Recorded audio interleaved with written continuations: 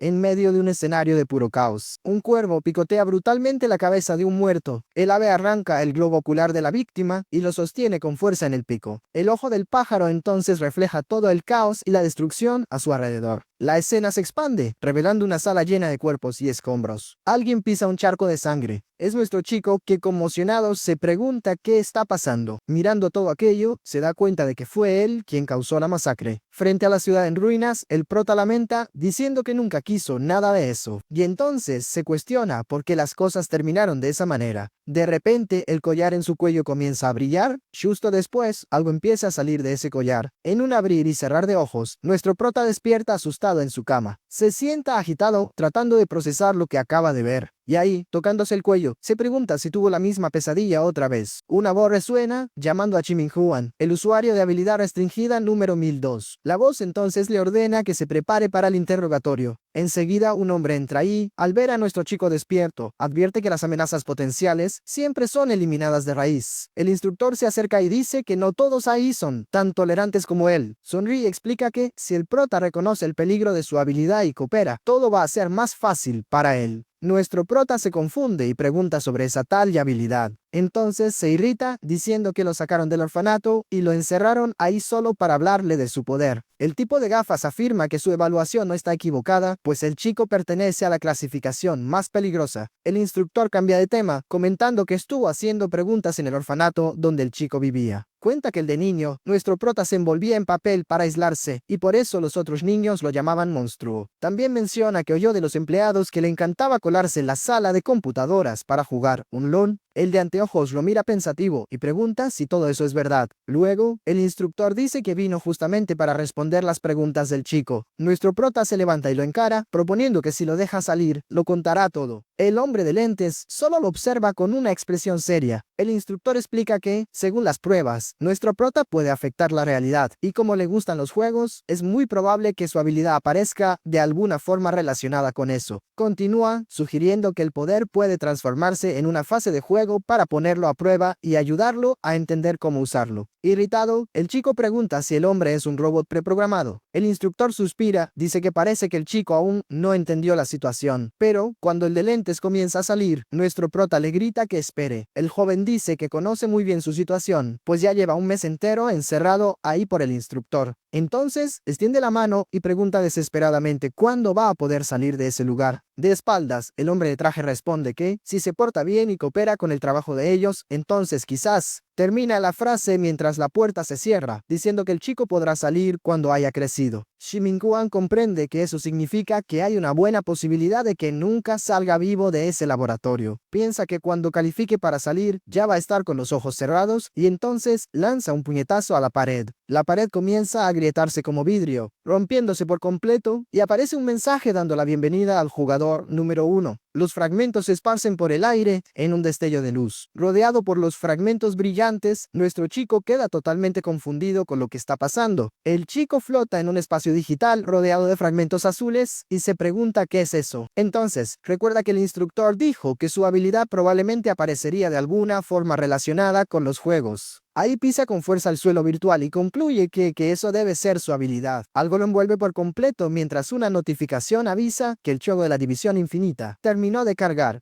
Justo después, otro mensaje surge frente a él, informando que el siguiente paso es la creación de su personaje de juego. El entorno digital a su alrededor se expande rápidamente, como si viajara a alta velocidad. Aparece un perfil de personaje con el nombre Gu Wenyu, 17 años, asiático, con todos los atributos base en rango Fe, y explica que pertenece a una de las 3 razas extraordinarias. La historia de fondo revela que vive en la capital de Longwu. Despertó con el poder de controlar restricciones sombrías y que la familia con quien vivió por más de 10 años esconde secretos. Nuestro prota observa toda esa información sobre el pasado del personaje siendo proyectada a su alrededor. Enseguida aparece un segundo perfil de un personaje llamado Andre, 16 años, caucásico, con atributos más bajos, que es un portador de curiosidades y se fascina por relatos extraños. El sistema entonces le pide que elija una de las 2 identidades, que se convertirá en su primer personaje en el teatro, conocido como el mundo real. Nuestro chico encara las opciones, listo para hacer su elección, y dice yo elijo. Decide ser el usuario de habilidad Gu Wenyu, y el sistema le indica que elija uno de los 3 caminos de crecimiento, entre héroe, villano o personaje gris. Sin dudarlo, elige la opción C y un mensaje informa que se está generando un sistema único de entrenamiento de personaje, mientras su personaje número 1 es generado y su existencia se vuelve razonable. En el mundo real, el prota piensa que fue sacado de un orfanato en Lijing y se pregunta si el Lijing del juego es el mismo de la vida real. Se da cuenta de que puede usar ese personaje para investigar la organización que lo arrastró hasta ahí. Jiminguan concluye que como un personaje gris que se mueve entre la luz y la sombra, tendrá una oportunidad aún mayor de conseguir la información que necesita. La cuenta regresiva comienza 3, 2, 1. Justo después, un rayo de luz corta la oscuridad total. Esa luz entonces se expande, llenándolo todo. Nuestro prota despierta en otro lugar, con el rostro iluminado, y se pregunta si eso es la luz del sol. Se ve en un salón de clases ruidoso, con todos los alumnos celebrando el inicio de las vacaciones de verano y gritando emocionados. Aún confundido, mira a su alrededor, tratando de entender dónde está. Ahí, sale corriendo y abre la ventana muy rápido. Parado junto a la ventana, nuestro chico sigue tratando de procesar el lugar donde apareció. Ve un patio con árboles y finalmente se da cuenta de que está en el mundo exterior. La vista se amplía hacia una ciudad entera al atardecer y se queda impactado preguntándose si realmente lo logró. Mirando la ciudad, casi no puede creer lo que está viendo. Aún en la ventana, murmura que realmente lo consiguió. De repente alguien lo abraza dejándolo sorprendido. Es Li Jinping, el mejor amigo de Gu Wenyu, que lo invita a ir a su casa más tarde. Ahí aparece una notificación avisando que las memorias del personaje Gu Wenyu están cargando y que una gran cantidad de datos está a punto de ser insertada. Una energía gira alrededor de su cabeza mientras el sistema confirma que las memorias del personaje están cargando. Preocupado, Li Jinping sujeta a su amigo y le pregunta si está bien. El prota está agitado, pero enseguida el sistema avisa que las memorias fueron completamente cargadas. Se recupera y, con una sonrisa, dice que está bien, solo durmió demasiado y tiene un poco de dolor de cabeza. El prota se despide, diciendo que tiene algo que hacer y que irá a casa de su amigo en otro momento. Y se confunde, pero nuestro chico dice que de todas formas tiene las vacaciones de verano enteras y mucho tiempo libre. El amigo grita, preguntando a dónde va. Nuestro prota lo ignora y pasa junto a dos chicas en la escalera. Entra en la terraza de la escuela y entonces lanza su mochila al suelo con fuerza. Sale corriendo eufórico, gritando que realmente salió y se da cuenta de que el aire y la temperatura son completamente reales, no es un sueño. Entonces se detiene y piensa sobre el lugar donde está. Patea una piedrita y confirma que ese es Lijing, lo que significa que usó su propia habilidad para volver a la ciudad, al borde de un edificio. Se cuestiona si esto es una posesión de cuerpo o una creación, y si simplemente forzó la entrada de una persona en la historia de este mundo. El chico piensa en el efecto mariposa y en cómo un pequeño cambio puede causar una reacción en cadena, y concluye que tener un poder capaz de reescribir el mundo a ese nivel es algo completamente fuera de liga. Con una leve sonrisa reflexiona sobre la situación. Nuestro prota entiende el porqué de todo, pues si descubrieran ese poder, su cuerpo real probablemente nunca más saldría del laboratorio. Camina por un muro y recuerda que de acuerdo con las memorias que cargó, la habilidad de este cuerpo es... De repente se lanza al vacío y empieza a caer. Mientras cae algo oscuro y morado emana de su brazo. Sus ojos se vuelven más rojos como los de un vampiro. Su poder transformándose en varias tiras que lo envuelven por completo, manifestándose como tiras de contención negras. Las tiras flotan a su alrededor, creando una aura poderosa y siniestra. Nuestro prota entonces las observa, controlando la energía oscura con la mano. Las lanza como si fuera Spider-Man. Una de las tiras se adhiere a la pared como una telaraña. Entonces nuestro chico vuela entre los edificios. Abajo, dos personas en la calle miran hacia arriba, asustadas con la figura que pasó volando. El chico pregunta si algo pasó sobre sus cabezas y la chica cree haber visto un ovni, pero el amigo dice que deben estar viendo cosas. Nuestro prota aterriza en otro techo, riendo a carcajadas, divirtiéndose con la nueva habilidad.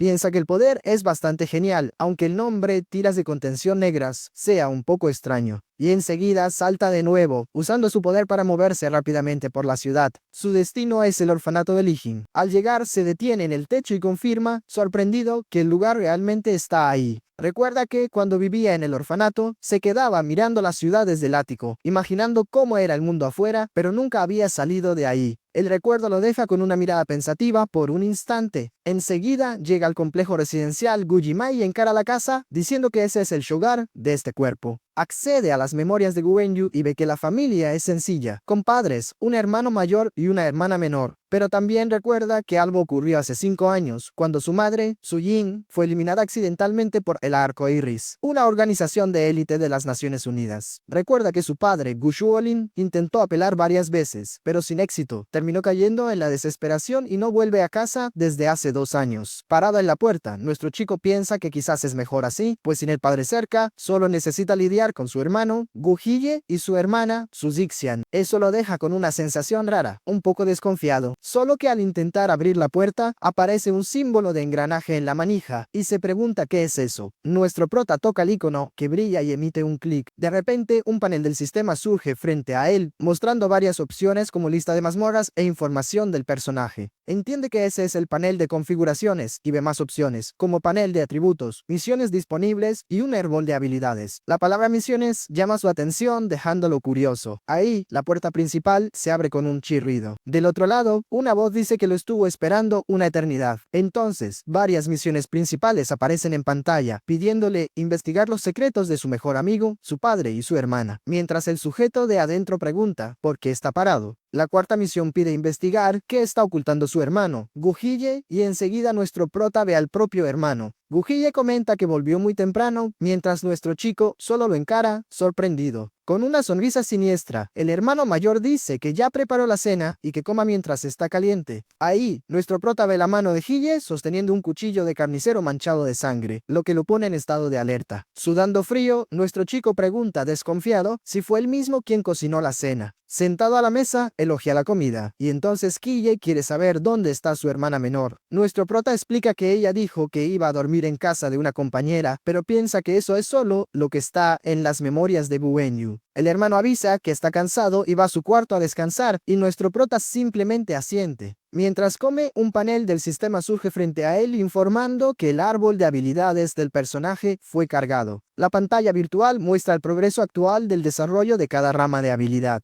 Ve 3 opciones, una que permite escuchar y ver a través de paredes, otra que aumenta el alcance de sus tiras, y una tercera que detecta información sobre un objetivo. El sistema muestra que tiene un punto de habilidad, y el chico piensa que la skill más útil para espiar e investigar es la mejor opción. Por ahora, de repente, un noticiero de última hora comienza en la televisión. El reporte informa que un usuario de habilidad con el nombre en clave, Orco Azul, detuvo un crimen en el centro de la ciudad y que el criminal era un buscado por la policía. Nuestro prota observa la noticia. Ahí reflexiona que los usuarios de habilidades, también llamados experts, pertenecen a una organización oficial, generalmente una filial de la Asociación de Usuarios de Habilidades. Nuestro prota entonces piensa que si el Orco Azul es uno de los mejores usuarios de habilidad, la organización que capturó su cuerpo real para estudiarlo puede ser la propia Asociación de Usuarios de Habilidades. Al darse cuenta de que no hay tiempo que perder, decide actuar. Ahí nuestro chico usa su punto de habilidad y el sistema confirma que aprendió con éxito la rama sentido oculto, liberando la siguiente skill del árbol. Una nueva percepción se apodera de él y nuestro prota comenta que así se siente, con todo el esquema del cuarto claramente mapeado en su mente. Entiende que con solo un pensamiento, ahora puede espiar cualquier lugar que quiera. Ahí aparece un panel del sistema informando que las recompensas de la misión fueron obtenidas, un punto de división, un punto de habilidad y un punto de atributo. La pantalla explica que los puntos de división crean nuevos personajes, los puntos de habilidad desarrollan el árbol de skills y los puntos de atributo aumentan una estadística. Se da cuenta de que con eso en el futuro podrá controlar varios personajes de juego al mismo tiempo. De repente, escucha una voz de Walkie, tal que llamando al Orco Azul para una nueva misión, informando que un criminal con el nombre en clave, Ala Verde, está en la Plaza Lijin. Usando su nueva habilidad, nuestro chico percibe que el sonido viene del cuarto de Gu Hye. Kirji, irritado, reclama diciendo, otra vez. Refunfuña para que le den un descanso, pues acaba de pelear con un criminal y volvió a casa herido para recuperarse. La voz en el radio explica que la Verde lo exigió por nombre, tomó rehenes y va a eliminar a uno cada 10 minutos de retraso, lo que hace que Hye maldiga al bandido. Con un suspiro, se da cuenta de que la noche no le va a dar ni un momento de descanso. Entonces, Gu Hye se levanta y su ropa comienza a transformarse, preparándose para salir. Gu Hye termina su transformación, ahora totalmente equipado con su armadura de héroe. Nuestro prota sonríe, finalmente entendiendo que su hermano mayor es el famoso Oko Azul que apareció en las noticias. La voz en el radio apura al héroe, avisando que los criminales se están preparando para ejecutar al primer rehén. El hermano mayor responde que entendió el mensaje. Da la orden de entretener al villano sin dejar que lastime a los rehenes y avisa que llegará pronto. Enseguida el arco azul desaparece por la ventana a una velocidad increíble. Nuestro chico queda impresionado, comentando lo rápido que fue a pesar de estar herido, y lo llama la superestrella de la ciudad.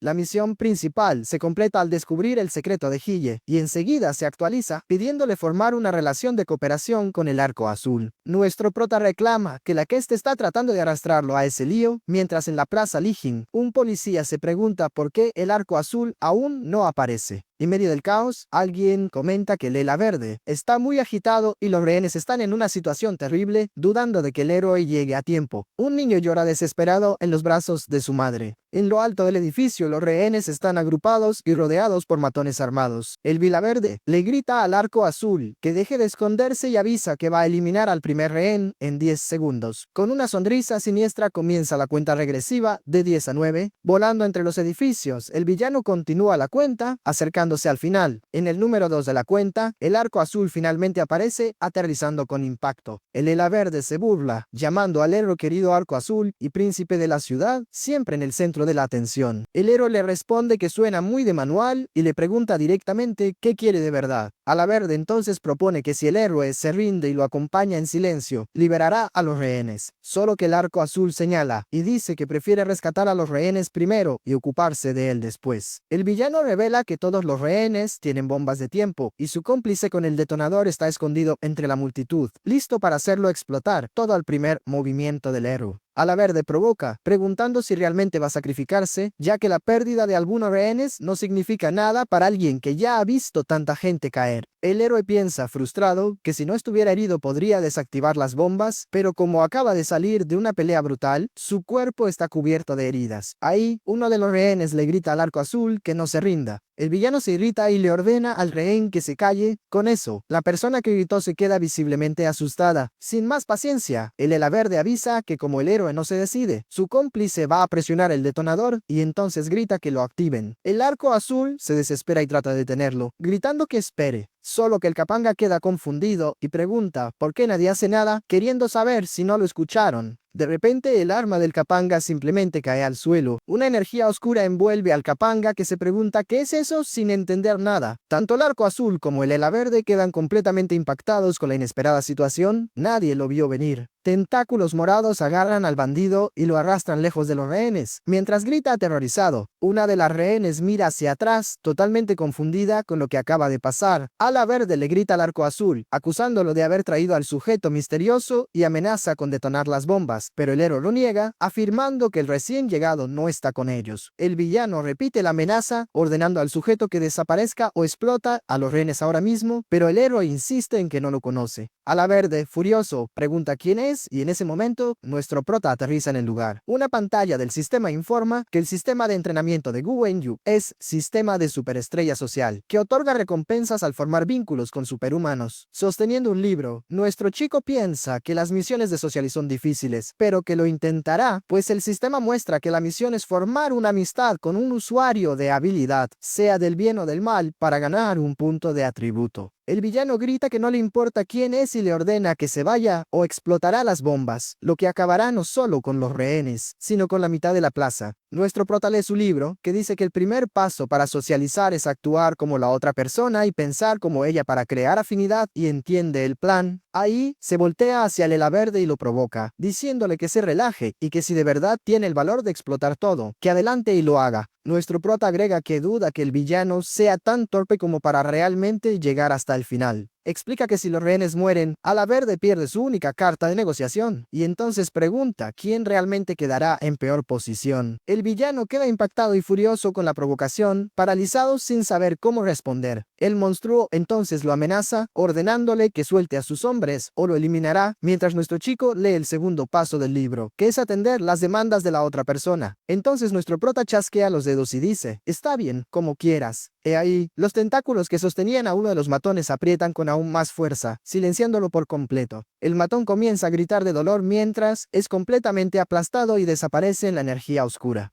Alaverde queda totalmente paralizado de impacto al ver la brutal escena frente a él. En el suelo, un charco oscuro marca el lugar donde el matón fue desintegrado. Nuestro prota entonces dice, con sarcasmo, que hizo exactamente lo que el villano pidió y los dejó ir. Sosteniendo una esfera de energía ensangrentada, le pregunta al Alaverde por qué parece tan infeliz. Ahí, el otro matón también es eliminado con su cabeza arrancada. El Arco Azul observa la escena completamente atónito ante la brutalidad. Alaverde, rechinando los dientes de rabia, insulta a nuestro chico. Al ver eso, el villano simplemente huye volando y nuestro prota se da cuenta de que quizás arruinó el acercamiento. Entonces decide olvidarlo, ya que los tipos malos son muy difíciles para socializar y resuelve intentar hacer amistad con alguien del tipo justiciero. Ahí, sus tentáculos de energía oscura se mueven y rodean a los rehenes que quedan aterrorizados. Una de las rehenes reacciona con puro terror sin entender qué está pasando. Los tentáculos entonces levantan las cabezas de los matones que acaban de ser eliminados. Nuestro prota les dice a los rehenes que como esos hombres los estaban amenazando antes, ahora es su turno de vengarse. La mujer grita desesperada, horrorizada ante la macabra escena. Ahí aparece una advertencia del sistema informando que la desviación de interpretación del personaje alcanzó el 30% y que para ganarse la confianza de los héroes, sus métodos necesitan ser más moderados. Nuestro chico reclama que no sabía que socializar era tan difícil y con sarcasmo pregunta qué debería hacer ahora, quizás coser las cabezas de los criminales de vuelta.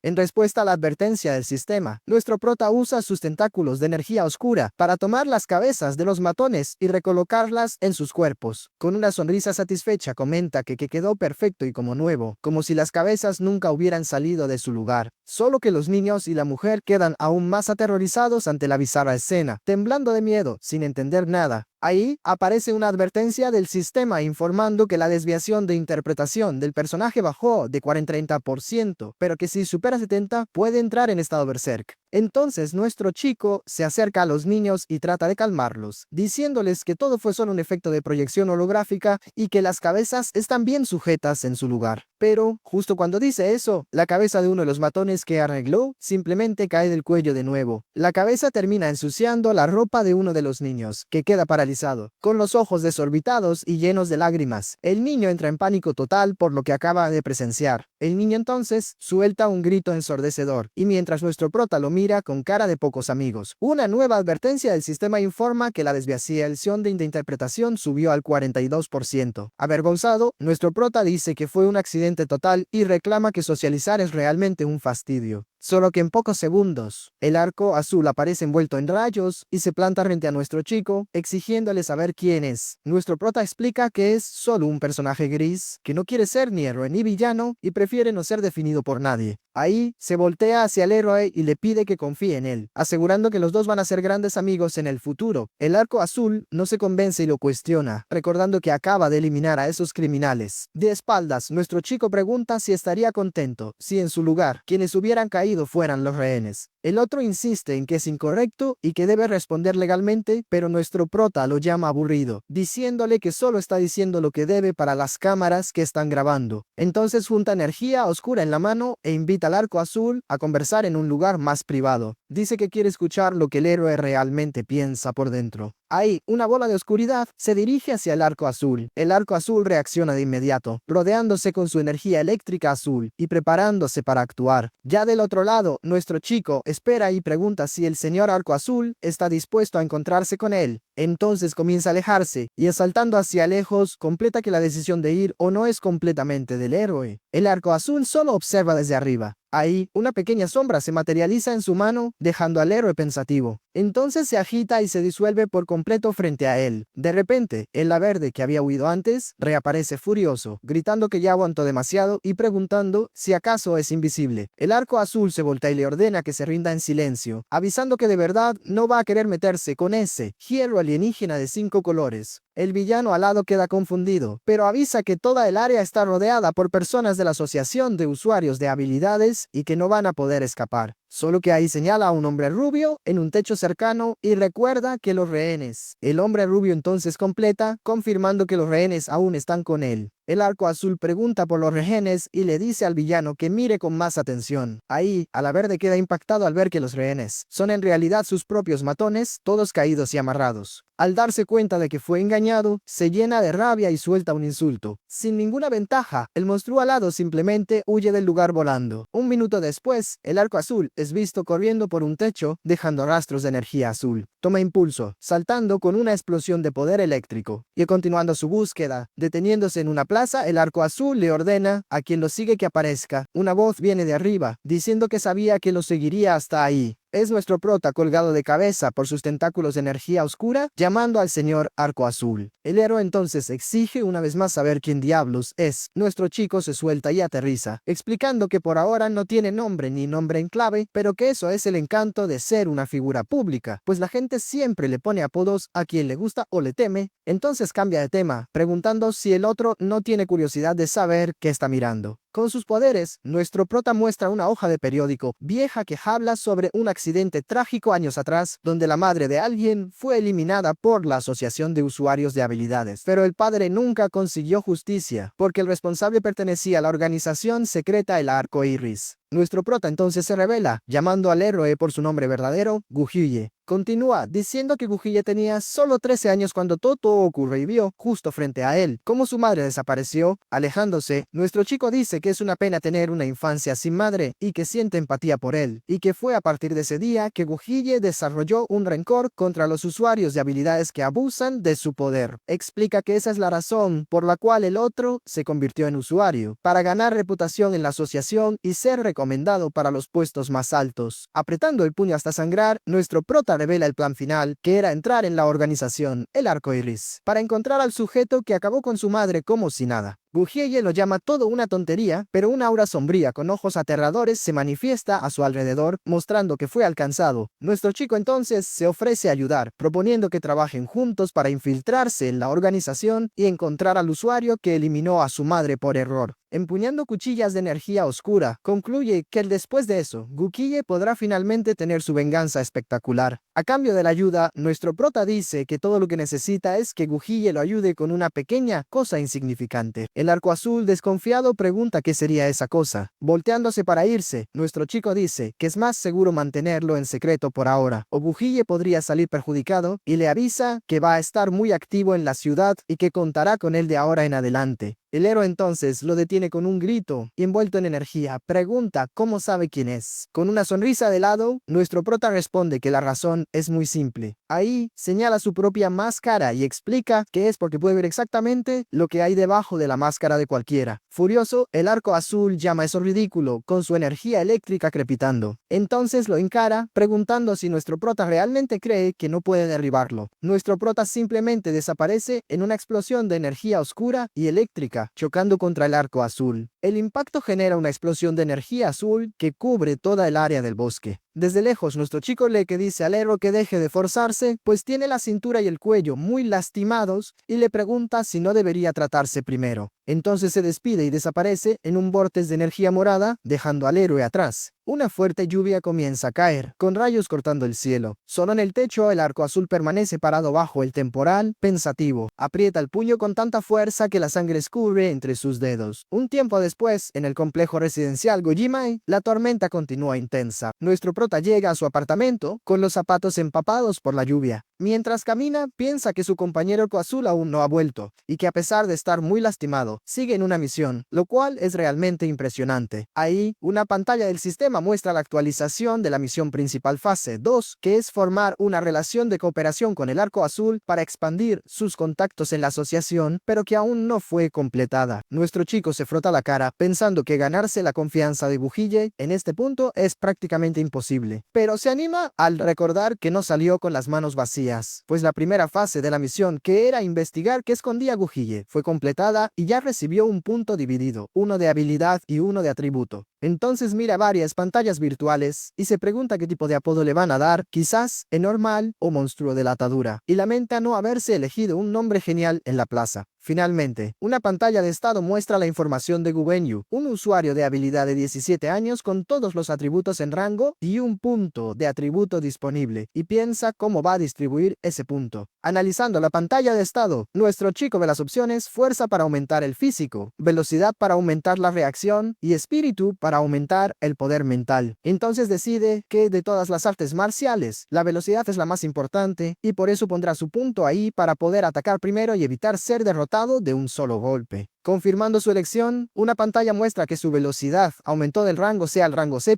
y todos sus demás atributos ahora también están en rango C. Después de distribuir el punto, toca otra pantalla y abre el sistema del árbol de habilidades del personaje. De espaldas, nuestro prota encara la interfaz que surge frente a él. El árbol de habilidades entonces se activa, liberando una energía amarilla por toda la pantalla. El sistema muestra 3 ramas de habilidades para su contención de oscuridad. La rama 1 que es oculta, la rama 2 que es de frenesí y la rama 3 que es viciosa. Reflexiona sobre las habilidades que ya tiene, la contención de la verdad, que funciona como un detector de mentiras, y la detección de contención, que le permite leer la información de habilidad y al tocarlo. Pensando en la rama de frenesí, la extensión de contención, concluye que ese es claramente el camino enfocado en poder de combate, solo que decide que la fuerza bruta no es la prioridad ahora, sino las formas de mantenerse vivo y rastrear pistas, entonces gasta su punto de habilidad en la rama viciosa para aprender la detección de contención. La pantalla entonces informa que la siguiente habilidad en la rama viciosa, la supresión de contención, quedó disponible y que permite suprimir temporalmente los poderes de un objetivo que logre atrapar. Encuentra la nueva habilidad bastante útil, pero se queda preguntándose qué cuenta exactamente cómo atrapar, si necesita envolver el cuerpo entero de la persona o si un nudo en la pantorrilla ya es suficiente. Decidido, piensa que hay muchas posibilidades y que primero va a desbloquear la habilidad y después encontrará algún sujeto de prueba para ir descubriendo las reglas poco a poco. Con una mirada decidida, se prepara para su próxima acción. Toca una nueva pantalla del sistema que pregunta, crear un nuevo personaje de juego. El sistema entonces informa que el progreso de división está incompleto y que no puede crear un nuevo personaje, pues necesita 3 puntos divididos y solo tiene uno en este momento. Nuestro prota piensa que solo le faltan 2 puntos más para crear otro personaje y que así podrá avanzar en el plan del orfanato, usando un cuerpo como reserva en caso de que algo le pase al otro. Sentado al borde de la cama, se queda pensativo, mirando por la ventana. De repente se voltea asustado, como si hubiera escuchado algo. Ahí tiene la visión de una mano cubierta de rayos azules girando la manija de su puerta. La puerta se abre y el arco azul aparece en la entrada, parado y mirándolo fijamente. Se queda observando a nuestro chico con intensidad. Yo ve que su hermano está en un sueño profundo. En otro lugar, una voz llama al usuario de habilidad restringida número 1002, Chimingu, y avisa que su instructor llegó a interrogarlo. El instructor jala una silla y le pregunta si tiene interés en escuchar sobre los usuarios de habilidad que están allá afuera. El tipo de gafas entonces se presenta, llamando al chico y hermanito Chimingu. Acostado en la cama, el joven escucha la voz y murmura un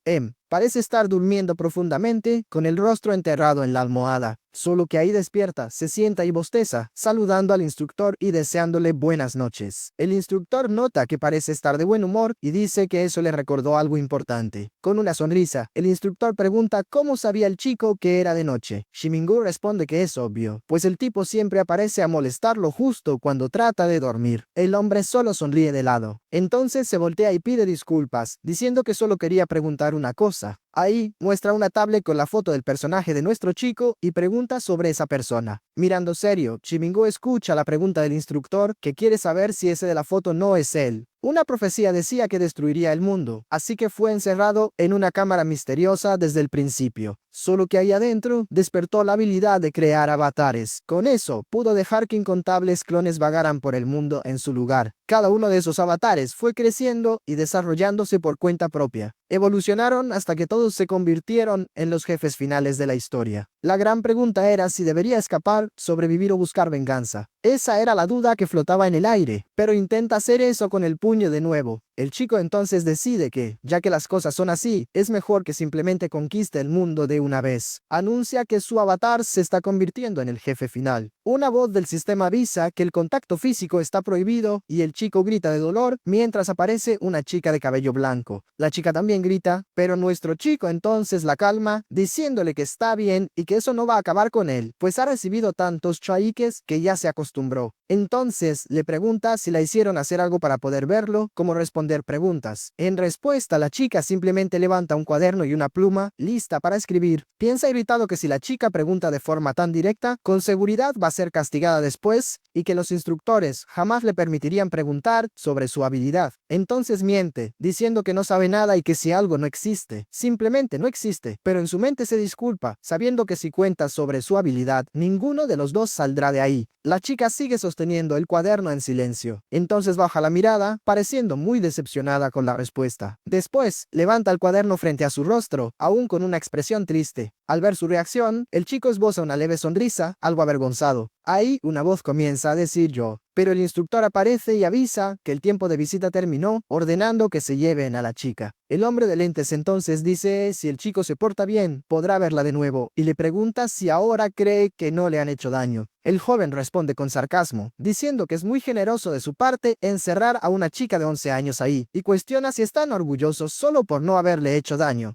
diciéndoles que su moral es bastante flexible. El instructor admite que, si no fuera porque el chico lo mencionó, hasta olvidaría que el joven tiene solo 12 años, y agrega que siempre está actuando y que ningún chico normal de 12 años piensa tanto. El joven entonces pide hacer una pregunta, y el instructor lo permite. Con una expresión seria, pregunta por qué simplemente no lo eliminan, ya que saben que va a destruir el mundo, y cuestiona si no se arrepentirían si perdiera el control e hiciera explotar el laboratorio entero. El hombre de lentes le devuelve la pregunta, queriendo saber si el chico realmente quiere saber la verdad. El joven solo responde con un firme "dígame". El instructor entonces explica que los usuarios de habilidad al borde del límite pueden liberar un poder muy por encima de sus capacidades, y que como no saben qué pasaría si intentaran eliminarlo, solo pueden tratar de mantenerlo bajo control. Acostado, el chico suelta una carcajada y dice que esa es una noticia excelente, pues saber que no van a intentar eliminarlo en secreto le permite dormir mucho más tranquilo por las noches. El instructor solo suspira sin saber qué decir. Después se levanta y dice que la conversación terminó por hoy, ordenando al chico que descanse. El joven observa al instructor alejarse. Enseguida, la escena cambia al distrito Bujimai, en la ciudad de Lijin. Una pantalla del sistema da la bienvenida e informa que la conciencia fue cargada en el personaje de juego número 1, Gu Wenyu. Y también avisa que debido al aumento de notoriedad, el nombre en clave del personaje fue actualizado. Ahora su nuevo nombre en clave es Pupa Negra. Con una sonrisa de lado, nuestro chico piensa que consiguieron darle un apodo en menos de medio día, lo cual ya es algo. Nuestro prota entonces define su plan, diciendo que el primer paso es encontrar la ubicación exacta de ese laboratorio, para después intentar sacar su cuerpo real y a Con Jolin de ahí en silencio. Mirando la ciudad, piensa que si nada más funciona, entonces tendrá que apelar a otro método. Ahí la imagen de Con Jolin sonriendo viene a su mente. Concluye que simplemente los arrasará a todos. La escena cambia a la puerta de un cuarto que está cerrada. Justo después, un sonido indica que la puerta está siendo abierta. Nuestro chico se sorprende y comienza a sudar, dándose cuenta de que alguien volvió a casa. Entonces, una silueta sosteniendo una raqueta de tenis entra al cuarto oscuro. Nuestro prota corre y se lanza a la cama, fingiendo que está dormido. Con un ojo entreabierto, piensa que tuvo suerte de reaccionar rápido y que probablemente no fue notado. Pero enseguida, el sonido de pasos se acerca a la cama. Al mirar hacia arriba, ve a Suzima parada ahí, con la raqueta en alto y una expresión muy amenazante. De repente, el sistema anuncia la misión principal 3, que es investigar qué está ocultando su hermana, Suzima, dejando a nuestro chico muy confundido con la situación. Suzima entonces lanza la raqueta con fuerza en dirección a nuestro chico, que está acostado en la cama. Le abre los ojos como platos, completamente impactado por la repentina acción. Rápidamente, extiende la mano para protegerse y pregunta, asustado, ¿qué está haciendo? La chica responde irritada, llamándolo vago holgazán por despertar recién a las 3 de la tarde. Nuestro prota entonces recurre a las memorias del cuerpo, recordando que Tsushima tiene 16 años y Gu Wenyu 17, pero que su aspecto enfermizo lo hace parecer el más joven de los 3 hermanos. También recuerda que sus apellidos son distintos porque los padres decidieron que los hijos llevarían el apellido del padre y las hijas el de la madre. De brazos cruzados, Tsushima voltea el rostro y dice que no tiene paciencia para lidiar con él. Sin entender su actitud, nuestro chico solo se pregunta cuál es el problema y enciende la televisión. En la TV, el noticiero local de Lijing está informando sobre un nuevo usuario de habilidad que apareció la noche anterior para intervenir en un secuestro de la organización Ala Verde. La reportera explica que el usuario eliminó a 5 criminales y rescató a 5 rehenes usando vendas negras, y que los testigos lo describieron como un capullo colgado de cabeza. Enseguida, el noticiero anuncia que el vicepresidente de la Asociación de Usuarios de Habilidades explicará el caso y nuestro prota observa con atención. El hombre en la pantalla entonces declara que basándose en los poderes y la apariencia, el nuevo usuario fue oficialmente nombrado Pupa Negra y clasificado temporalmente como un objetivo de rango B. Sorprendido, nuestro chico piensa que entonces los usuarios de habilidad están divididos en niveles de poder. Mira su cima en el sofá y planea usar la detección de contención en ella para ver qué poderes tiene y quizás ya completar la misión principal 3. Una pantalla del sistema explica que la habilidad detección de contención revela los datos y habilidades de un objetivo humano cuando es tocado por las contenciones. Nuestro prota entonces activa su habilidad y una de sus contenciones negras se estira en dirección al sofá. La venda oscura se mueve lentamente por detrás de su Zimai, que está acostada y totalmente distraída con el celular. Justo después, la punta de la contención roza levemente su espalda. Su Zimai se sobresalta en ese mismo instante, sintiendo un escalofrío recorrer su cuerpo y sus ojos brillan en morado. Nuestro chico también siente la reacción de ella y la encara con una expresión seria y sorprendida. La chica se sienta en el sofá rápidamente, algo sonrojada y confundida con lo que acaba de pasar. Para disimular, nuestro prota se acerca y le ofrece una lata de refresco, preguntándole si quiere. Sosteniendo la bebida, la joven piensa en la repentina sensación de peligro que sintió y se pregunta si fue solo imaginación. Mientras tanto, nuestro chico toma un sorbo del refresco y nota que la misión principal 3 aún no fue completada. Entonces reflexiona si el motivo es porque no la vio usar los poderes con sus propios ojos o porque aún no descubrió su papel entre los cazadores de demonios. Ahí, el sistema muestra los atributos de su Zimai, revelando que es de la raza exorcista, tiene poder de rango D, velocidad,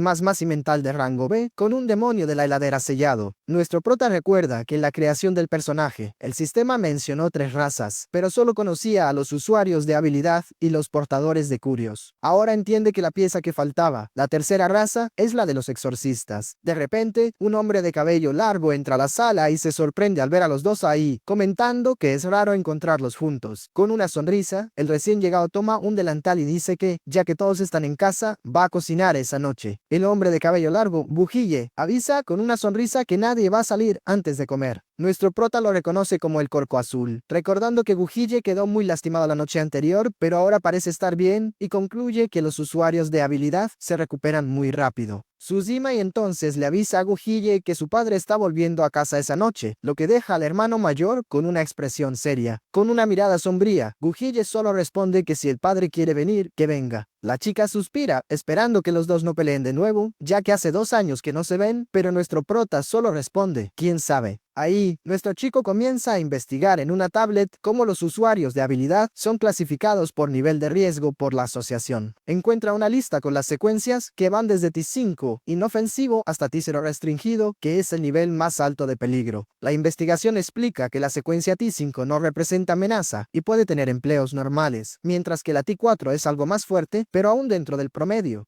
Ya la secuencia 3, Ogro, es la élite entre los paranormales y la T2, Dragón, es la columna vertebral de la Asociación de Usuarios de Habilidades. La secuencia T1, Calamidad, es el estándar mínimo para que alguien sea elegible para entrar en la poderosa El Arco Iris. Por último, la secuencia Restringido, que según las estadísticas de la asociación, solo tuvo un usuario en toda la historia y ya fue confirmado como eliminado. Sentado en el sofá, nuestro prota piensa que si solo existió un usuario clase Restringido en la historia y ya no está, entonces con seguridad están hablando de él. Reflexiona que de la forma en que vive en ese laboratorio, es como si ya estuviera fuera de juego y se pregunta si las personas de ahí son de la asociación. El joven concluye que si entra en conflicto con el laboratorio, sería como declararle la guerra a las Naciones Unidas y con seguridad los usuarios nivel Calamidad irían tras él para detenerlo. Con una mirada calculadora, solo piensa quizás Mirando a su familia, Gu piensa que necesita encontrar una forma de usarlos como refuerzos gratuitos en sus planes. Cree que si usa bien su identidad de pariente falso, no va a ser tan difícil ganarse su confianza. También recuerda que gracias a la pérdida de su madre, todos ya guardan rencor contra la ala arcoiris, lo que facilita que estén del mismo lado. El hermano mayor entonces concluye que sumando a todas las personas que pueden convocar para ayudar, el grupo se convertirá en una fuerza a tener en cuenta. Ahí, Gujille se voltea y llama a nuestro prota por el apodo de Xiaoyu, comenzando a hacer una pregunta. Con un aura demoníaca y sosteniendo un cuchillo, le pregunta directamente si nuestro chico estuvo en casa toda la noche. Suzima enseguida está de acuerdo, diciendo que ahora que el hermano lo menciona, nuestro prota realmente ha actuado de forma muy extraña hoy. Tomado por sorpresa por la pregunta directa, nuestro chico queda completamente impactado sin saber qué decir. Nuestro prota se pone tenso, preguntándose si lo están sospechando, e inventa una excusa, diciendo que se quedó dormido justo después de cenar. Gujille continúa el interrogatorio, preguntando si escuchó algo extraño de madrugada, pero nuestro chico lo niega y pregunta si fue un ladrón. El hermano mayor dice que no fue nada de eso y le dice que olvide la pregunta. De repente, Tsushima se acerca y encara a nuestro prota, que le pregunta algo avergonzado por qué lo está mirando así. Ella explica que está hablando más de lo normal, pues generalmente casi no abre la boca y solo se encierra en su cuarto. Nuestro chico avisa que ya se va y la hermana lo vuelve a llamar vago por haberse ido a dormir y despertar recién a la tarde. Gujille entonces le aconseja a nuestro prota que es bueno salir y hablar más con la gente y le pide que no siga el ejemplo de su padre, que ignora a la familia. Mientras corta carne, el hermano mayor recuerda cómo su madre trataba bien a todos y cómo el ambiente en casa era mucho mejor antes. Nuestro prota decide quedarse callado, pensando que no sabe cómo funciona una familia de verdad, pues aunque trató a Kong Yulin como familia, la relación de ellos era más de mejores amigos. De repente, el timbre de la puerta suena, interrumpiendo el clima tenso en la sala. Tsushima corre hasta la puerta, diciendo animada que llegó, pero al abrir la puerta, su expresión cambia por completo y se pone seria y sorprendida. Se queda en silencio por un momento, solo mirando a la persona del otro lado. Con una voz tensa, se voltea y avisa al hermano que su padre volvió, mientras una silueta sombría aparece en la puerta. Gujille también se queda en silencio, solo observando la inesperada llegada del padre. Nuestro chico solo observa la imponente figura en la puerta con los ojos rojos brillando. La silueta del hombre está cubierta por una sombra oscura e intimidante, destacando apenas un ojo rojo. Entonces, un hombre mayor, de barba y cabello grisáceos, entra a la casa y el sistema anuncia la misión principal 2, que es investigar qué está ocultando su padre. ¿Cusuadre? Nuestro prota piensa para sí mismo que ese hombre es el padre de la familia. Entonces recuerda el nombre completo del hombre, Guzuan. Mientras lo encara, aprovechando que Tsushima y Gujille están con la cabeza agachada, evitando el contacto visual, nuestro chico decide que ese es el momento perfecto para actuar. Estira el brazo y su contención negra se mueve discretamente en dirección a Guzuan. El hombre mayor nota el movimiento y se voltea preguntando, ¿qué es eso? De repente, una serpiente morada gigante con ojos verdes brillantes se manifiesta detrás de él, lista para atacar. Con un movimiento rápido, la mano de Guzuan avanza en dirección a nuestro prota. Antes de que pudiera reaccionar, el padre le agarra la muñeca con fuerza y el joven se da cuenta de que la situación no pinta bien. El sistema entonces informa que la condición fue cumplida, ya que el objetivo fue tocado y la habilidad, detección de contención, activada mientras nuestro chico piensa, irritado, que el viejo zorro es mucho más listo que Tsushima. Gujille se acerca con una expresión seria y le pregunta a Guzuan qué está haciendo. Avergonzado, nuestro prota trata de disimular, tartamudeando que solo quería quitarle el polvo del hombro a su padre. Guzuan solo lo encara con una mirada fría y desconfiada, sin decir una palabra. Guzuan suelta la muñeca de nuestro chico y se disculpa, diciendo que vivió al límite por 2 años, y por eso sus nervios están a flor de piel y reaccionó así ante un simple toque. Solo que, con la cabeza agachada, el hombre mayor aún se pregunta sobre la extraña sensación que sintió hace un momento, encontrando todo muy sospechoso. Trata de entender qué fue ese extraño sentimiento que lo recorrió en el momento del toque. El hombre entonces compara la sensación a una serpiente fantasmagórica que trepó por su hombro, con ojos verdes que le atravesaban el corazón. De repente, el sistema anuncia que la misión 2 fue completada, y nuestro prota piensa que, a pesar del peligro, consiguió lo que quería, recibiendo como recompensa un punto de división, uno de habilidad y uno de atributo. Enseguida, la misión se actualiza ordenándole que forme una alianza con el supercriminal, Chosbel, para expandir sus conexiones, lo que deja a nuestro chico sorprendido. Al mismo tiempo, Gujille también reacciona impactado, gritando el nombre del supercriminal, Chosbel. Nuestro prota entonces encara al padre y finalmente entiende la verdad, dándose cuenta de que Guzuan es, en realidad, el Joss Bell. Recuerda haber visto el perfil del criminal antes, un hombre con estadísticas altísimas que crea una torre de reloj y una sombra para pelear y que en los últimos 2 años solo fue a usuarios de habilidad que abusaban de su poder. El perfil también decía que la asociación nunca pudo atraparlo y que siempre dejaba un mensaje para que mandaran a la Rainbow Wing, lo que hace que nuestro chico lo entienda todo. Nuestro prota entonces conecta los puntos, concluyendo que el plan de Guzuan es usarse a sí mismo como cebo para atraer al miembro de la Rainbow Wing que acabó con su esposa y vengarse con sus propias manos. Lo más irónico, piensa, es que Gujille, para vengar a su madre, tomó el camino opuesto y decidió unirse a la asociación para poder entrar en la Rainbow Wing y enfrentar al enemigo de forma justa. Padre e hijo, con el mismo objetivo, tomaron caminos totalmente distintos y por una vuelta del destino, terminaron en lados opuestos. Gujille entonces confronta al padre, diciéndole que no traiga esa actitud a casa y preguntando cómo pueden confiar en él después de desaparecer 2 años y volver actuando así. Se desahoga, diciéndole que el padre no cambió nada desde que la madre falleció, siempre pensando en los Keiyan y sin importarle el dolor de sus hijos,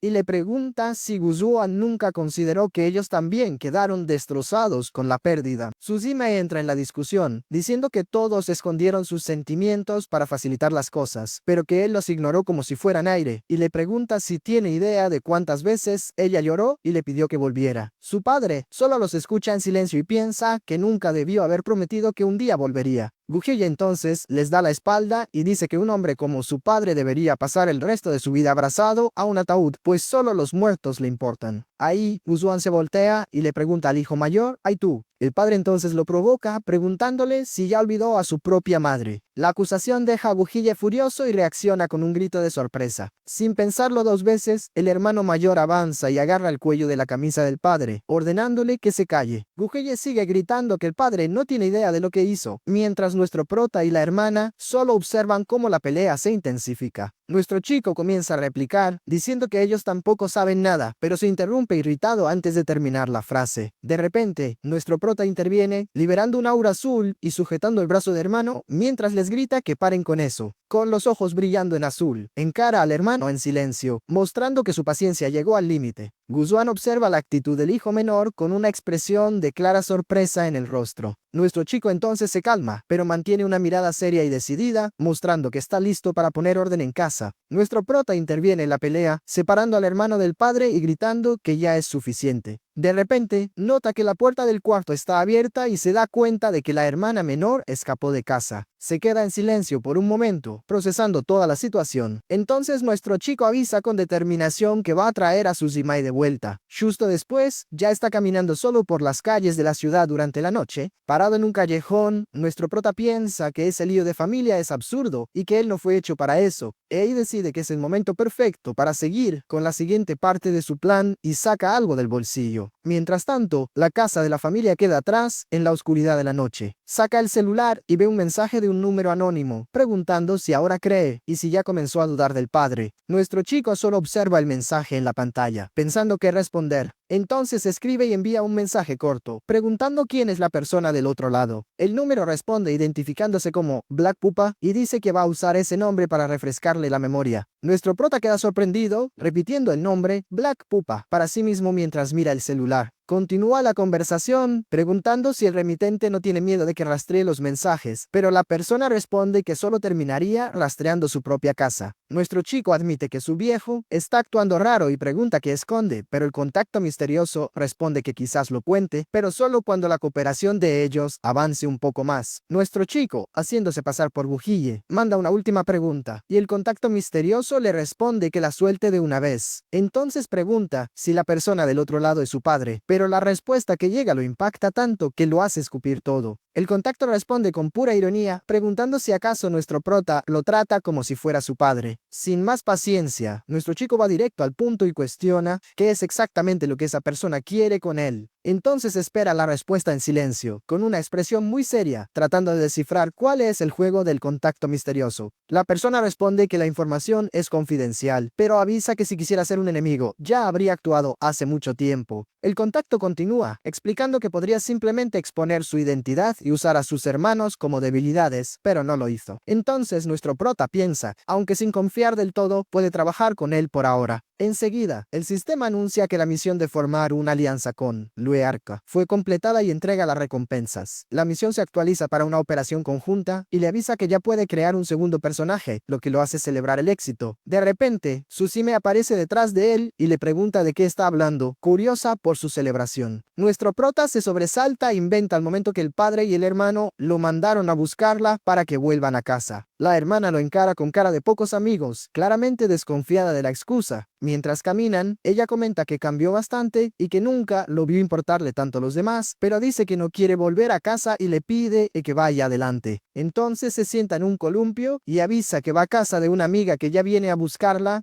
La hermana mayor provoca, preguntando si esa amiga es su novia, pero nuestro prota se irrita, diciendo que le gustan las chicas y que algunas hasta ya se lo confesaron. Sin darse por vencida, Tsushima insiste y pregunta quién es esa persona, dejando a nuestro chico pensativo. De repente, una mujer rubia llega por detrás, pone el brazo en el hombro de nuestro chico y dice que él es su profesor. Nuestro prota se lleva hacia un susto enorme y salta hacia atrás, y la mujer se disculpa por haber llegado de sorpresa. Tsushima entonces le explica a la mujer que también es su profesora, que ese es su hermano y que no necesita tratarlo como un extraño. Nuestro chico saluda algo apenado y piensa que esa debe ser la profesora de su hermana del lado de los exorcistas. La mujer le extiende la mano y se presenta como Kechurui, diciéndole que es amiga de Tsushima y que ya escuchó bastante sobre él. Al estrecharle la mano, nuestro prota se presenta como Buenyu, y el sistema inmediatamente avisa que las habilidades de detección y sentido de contención fueron activadas. El sistema entonces muestra el perfil de Kechurui, una exorcista de segunda orden con estadísticas altas y un objeto raro, y nuestro chico se da cuenta de que está por encima del promedio entre los exorcistas, pero enseguida piensa que por más fuerte que sea, no es rival para los dos monstruos de nivel calamidad que tiene en casa. Kechurui se queda en silencio por un momento, solo analizando a nuestro prota con una mirada curiosa. Nuestro chico entonces avisa que va a dejar a la hermana con ella y salir de ahí, pues necesita volver a casa y después salir con amigos, lo que deja a Tsushima muy irritada, y ahí el sistema actualiza sus misiones. Reflexiona que avanzó en las dos primeras misiones, pero aún no descubrió la identidad de la hermana, y ahí el sistema lanza dos nuevas tareas: investigar a Tsushima y a su mejor amigo, Lee Kingpin. Nuestro prota entiende que la misión no fue completada porque, aunque sabe las identidades del hermano y del padre, aún no conoce la posición exacta de la hermana entre los exorcistas, entonces decide que tendrá que seguirla. Mientras nuestro chico se aleja, Kechurui se queda pensativa, recordando la extraña sensación que tuvo cuando le estrechó la mano. Tsushima nota que está distraída y le pregunta qué pasó, llamándola capitana. Con una mirada seria, Kechurui responde que el hermano de ella parece algo inusual. Tsushima queda sin entender nada, solo mirando a su profesora con una expresión confusa. Kechurui da la vuelta y, con una aura sombría a su alrededor, se pregunta qué diablos está pasando con el hermano de la chica. Entonces libera su poder y una criatura extraña hecha de rollo de película se manifiesta, mientras la profesora decide que solo hay una forma de descubrir la verdad, poniendo a nuestro chico a prueba. La profesora libera su criatura, una entidad extraña hecha de rollos de película, junto con otro monstruo que parece un proyector de cine, preparándose para poner a nuestro chico a prueba. Ahí, Tsushima la interrumpe y pregunta cuál es el problema, queriendo saber qué tiene de especial su hermano y bromeando si acaso se enamoró de él. Kechurui se pone seria y cuestiona de dónde sacó esa idea, pero piensa que, por la reacción de la chica, ella no tiene la menor idea de que su hermano es un usuario de habilidades. Ante eso, la profesora simplemente decide dejarlo pasar, concluyendo que el asunto no es de su incumbencia. Justo después, enciende un cigarrillo y cambia de tema, invitando a Tsushima a hacer las maletas y pasar el verano en su casa, ya que no quiere volver a la suya. La chica se irrita y la llama fumadora, preguntando si solo dejó de fingir porque su hermano se fue, y que Kechurui piensa que no puede dejar que el chico sepa que la hermana menor va a pasar el verano con una vieja fumadora. Tsushima avisa que no le importa lo que él piense y pregunta si van a tomar el demonio del tren a Tokio, y la profesora confirma que tiene asuntos con la Asociación de Exorcistas en Japón. La menor entonces entonces exige comer tempura y que Churui acepta pagar lo que quiera. Mientras tanto, nuestro prota ya está en casa y el sistema muestra los atributos de su personaje, con fuerza, velocidad y espíritu todos en rango C. El sistema entonces informa que su personaje, el Black Pupa, tiene 3 puntos para distribuir y nuestro chico decide poner 2 en fuerza y 1 en velocidad, aumentando los atributos. Después de subir sus estadísticas, nuestro prota le pide al sistema que cambie la pantalla al panel del árbol de habilidades. El árbol de habilidades de las restricciones sombrías aparece revelando varias ramas de poder, incluyendo una rama oculta llamada Verdad de la Restricción. Nuestro chico reflexiona que la única forma de conseguir más puntos de habilidad es creando un segundo personaje y completando misiones. Así, aunque el primero caiga, podrá continuar y entonces selecciona la Verdad de la Restricción. El sistema confirma que aprendió la nueva habilidad, que le permite forzar a los objetivos a decir la verdad, y con eso nuestro prota decide que en unos días va a ajustar cuentas con el director. Recuerda cuando los instructores lo sacaron del orfanato sin dejarle llevar nada y concluye que las personas de ahí tuvieron un papel crucial en eso. Con los ojos rojos y envuelto en una energía oscura, nuestro prota le avisa mentalmente al viejo director que empiece a rezar, pues espera que le dé una respuesta que lo satisfaga. El sistema avisa que aún tiene un punto de habilidad y muestra la siguiente opción: el cambio de color de la restricción, que gasta un punto para volver sus restricciones invisibles y entrar en un modo de ocultación. Nuestro chico encuentra la habilidad perfecta para seguir personas, pero le preocupa volverse un cañón de vidrio. Aún así, decide que es el único camino, pues no necesita skills para vencer a los débiles, y entonces usa su punto para aprender el cambio de color de la restricción. Enseguida, la siguiente habilidad del árbol se revela, la trampa de restricción, que permite crear un campo de trampas que inmoviliza las piernas de cualquier enemigo que pise el área. Nuestro prota adora la descripción de la habilidad, encontrándola muy deshonesta, pero lamenta no tener más puntos. Hoy, el sistema revela el nombre de su sistema de entrenamiento exclusivo, el sistema de superestrella social. Ese sistema lo recompensa por formar vínculos con seres extraordinarios y ya completó uno de 3. Nuestro chico entonces piensa que al parecer el instructor del otro lado está llegando y espera que traiga información útil. Ahí, el modo división total se activa y el sistema avisa que tras una hora de carga, su conciencia va a tomar el control del cuerpo del personaje de juego las 24 horas del día sin necesidad de dormir para conectarse. De repente, una voz anuncia que el usuario de habilidad de clase restringida número 1002, Jiminmi, debe prepararse, pues su instructor llegó a interrogarlo. La escena cambia, y nuestro prota, ahora como Jiminmi, está en una sala, mientras un hombre del otro lado de un vidrio dice que planea presentarlo a otros niños. Sorprendido, nuestro prota solo pregunta a qué se refiere con otros niños. El instructor, tomando un sorbo de su bebida, explica que son los otros niños que están ahí y que debe llevarse bien con ellos. Con una sonrisa de lado, nuestro chico le pregunta si no le preocupa que se junten para planear una fuga de la prisión. Pero el instructor responde que eso no es una preocupación, pues conocen la situación de cada niño ahí, excepto la de él. Acostado en la cama, Jiminmi replica que ni él mismo se entiende del todo, así que es imposible que ellos lo entiendan, y aprovecha para preguntar sobre las otras 2 razas extraordinarias que el hombre mencionó. El hombre dice que por eso vino y revela que sospechan que nuestro chico no es un usuario de habilidad, sino un portador de curio o un exorcista.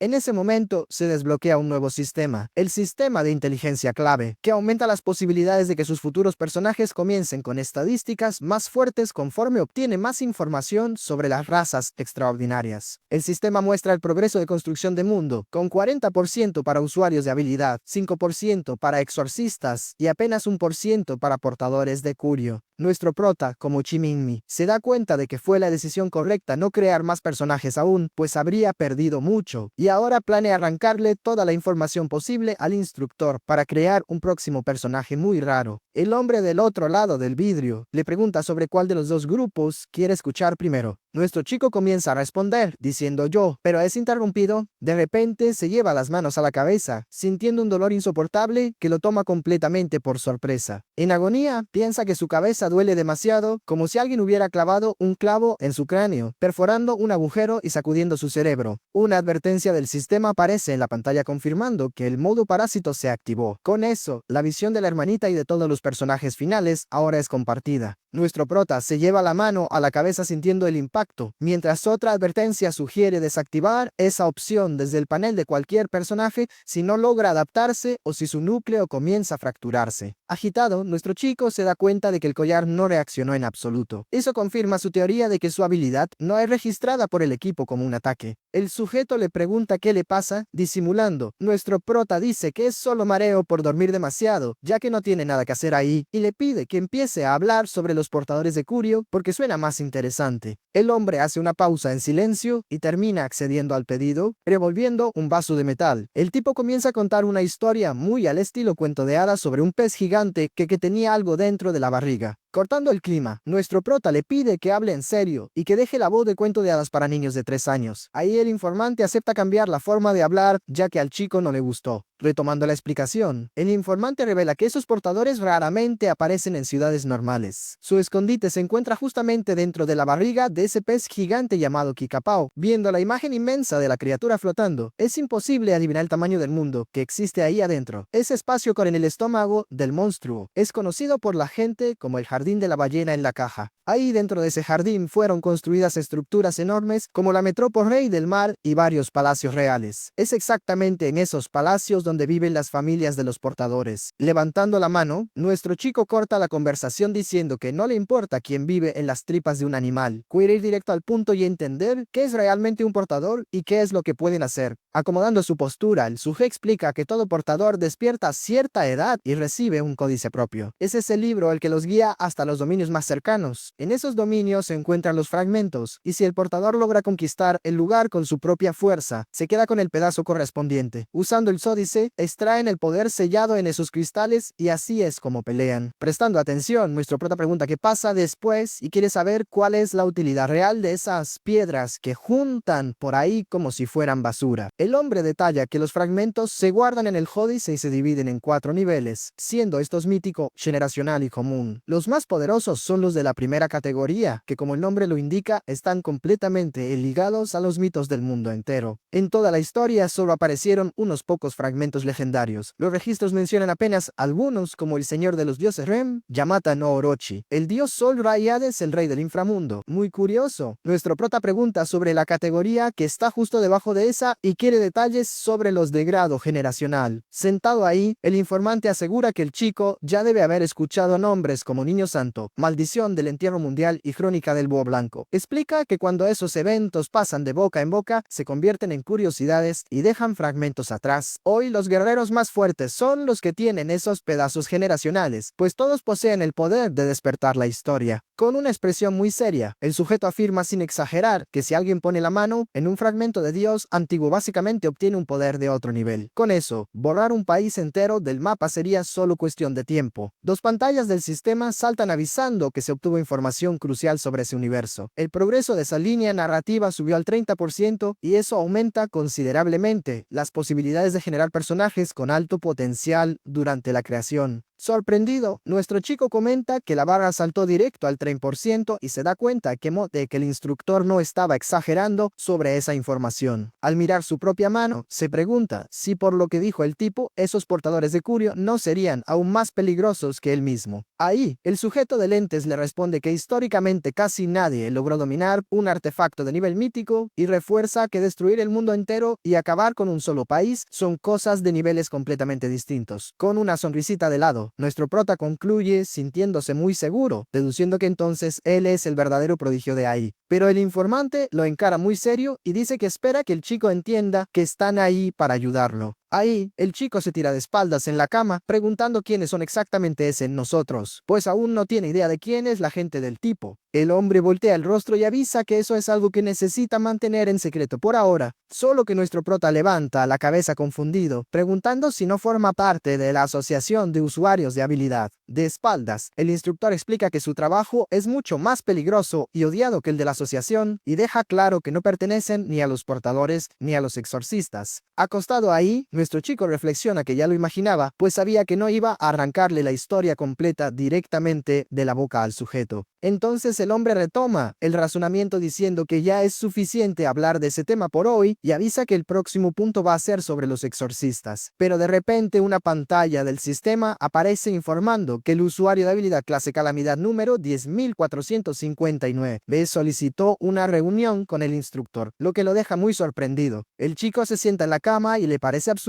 que un tipo nivel calamidad aparezca de la nada, rezongando que ese lugar está lleno de monstruos y concluyendo que no va a poder obtener la información sobre la última raza hoy. Al soltar el vaso de metal, el informante avisa que tiene un asunto que resolver, cerrando la conversación, y promete contar el resto después si el chico quiere saber, y él solo asiente. Solo nuestro prota piensa para sí mismo que de todas formas su trabajo de preparación ya está casi terminado. Con los ojos cerrados, evalúa que, dejando a los exorcistas de lado, ya logró entender bien las otras dos razas y por eso sus posibilidades de generar un personaje de alto potencial subieron bastante. Poco después, el panel se abre preguntando si quiere gastar 3 puntos de división para crear un nuevo personaje de juego en el mundo real. La interfaz se actualiza y avisa que va a ocurrir un lanzamiento de dados, pidiéndole que elija cualquier número entre 1 y 6. De pie en un espacio digital oscuro, nuestro prota no entiende nada cuando un dado gigante negro con puntos rojos aparece flotando en el aire sobre él. Apunta el dedo y lanza el número 6 para que el objeto caiga con todo, mientras la pantalla confirma la elección al instante. El dado cae y el sistema felicita informando que ganó la apuesta. Como recompensa, la ronda va a favorecer el número elegido, dándole un espacio de personaje extra para seleccionar. Cubos azules aparecen en la pantalla y el panel le pide elegir 2 de los 3 personajes personalizados de la lista. Uno de ellos se convertirá en el segundo paraje del juego y entrará al escenario conocido como mundo simulado. El primer dossier presenta a Xiao Zenana, una chica humana de 17 años de la clase usuaria de habilidad. Los atributos base de fuerza son nivel C+, y el espíritu es C++, cerrando su nota inicial en C+. Su historia revela que es una artista japonesa, cuyo padre fue eliminado por sicarios de negro. Después, la chica fue vendida al barrio de danza donde despertó la habilidad espina, jurando venganza contra el camino negro. Analizando la ficha, nuestro prota comenta que no le importa jugar con una mujer, pero le parece una carga demasiado pesada. Por eso decide descartar esa opción de entrada. El archivo 2 muestra a Erpadenote, un humano de 25 años de la clase mensajero de noticias, con todos los atributos y la nota inicial clavados en rango Do. Nuestro chico ya rechaza la idea, encontrando sus estadísticas patéticas comparadas con las de los otros, aunque tenga muchas ganas de probar un portador de curio después de escuchar la explicación del instructor. De repente, nuestro prota se lleva un susto tremendo cuando una alerta roja de peligro le parpadea en la cara. Enseguida, varias otras pantallas de aviso comienzan a aparecer frenéticamente, distorsionando por completo el escenario digital a su alrededor. Una advertencia en la pantalla alerta que el modo de división total está activado. Avisa que si crea un segundo personaje, la conciencia se dividirá en 3 cuerpos a la vez, y eso aumenta mucho la sensación de ser despedazado. Flotando en el espacio digital, nuestro prota cierra los ojos con cara de aburrimiento. Hoy, el panel le sugiere desactivar esa opción antes de generar el nuevo personaje. Nuestro chico reflexiona que pensar con 3 cerebros no es gran cosa. Concluye que si ni siquiera puede con eso, nunca va a poder sacar su cuerpo real de ese lugar, y mucho menos enfocarse en su venganza. Con una mirada furiosa, nuestro prota abre los ojos mostrando que está más que decidido a seguir adelante. Moviendo la mano con determinación, nuestro prota decide revisar el tercer perfil de la lista. Espera que no sea otro usuario de habilidad y le ruega al destino que los atributos base no sean un desastre como el anterior. El panel avisa que apareció un personaje raro del tipo exorcista en la ronda. Sorprendido, nuestro chico comenta que sacó justamente la raza que menos conoce y se pregunta si acaba de tener una suerte absurda. Varios bloques de luz se unen en la pantalla formando la imagen del archivo y anunciando el perfil número 3. La ficha muestra a Xieping Zhou, un humano asiático de 19 años. Sus atributos base marcan fuerza y tanto la velocidad como el espíritu son C++,